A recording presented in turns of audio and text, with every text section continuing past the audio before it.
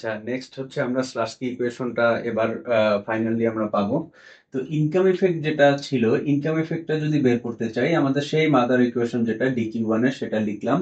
সেখান থেকে আমরা কিন্তু একটা জিনিস মাথায় রাখতে হবে, আমি যখন ইনকাম এফেক্টটা বের করতে চাই তখন মানে ইনকামের সাপেক্ষে আমি চেঞ্জটা দেখাতে চাই, তখন কিন্তু P1 P2 দুইটাই কিন্তু কনস্ট্যান্ট, ঠিক আছে? সুতরাং এই যে DP1 এবং DP2 দুইটাই কিন্তু জিরো হবে, তাই না?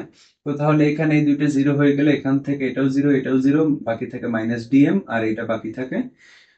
তো তারপরে এখান থেকে এটাকে যদি এম এর সাপেক্ষে আমি এটার চেঞ্জটা দেখাতে চাই, তাহলে এখান থেকে কি থাকে, শুধু মাইনাস ওয়ান থাকে আর কি, মাইনাস ওয়ান থাকে।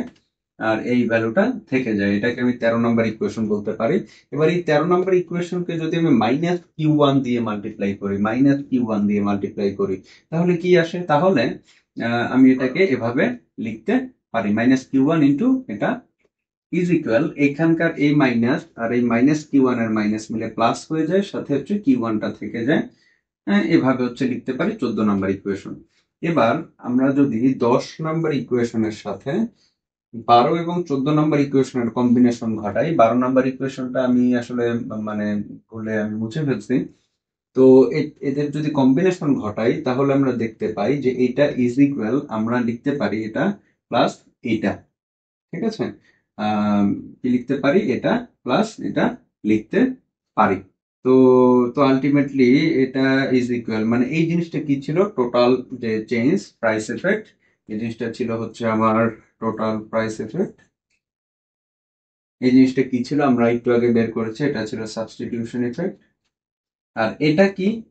এটা হচ্ছে কিন্তু এই যে এই ভ্যালুটা, আর এই ভ্যালুটা কিসের সমান? এই ভ্যালুটা কিন্তু আমার ওয়েটেড ইনকাম এফেক্ট। এই জিনিসটাকে বলে হচ্ছে, এই পুরো জিনিসটাকে, এটাকে বলে ওয়েটেড ইনকাম এফেক্ট।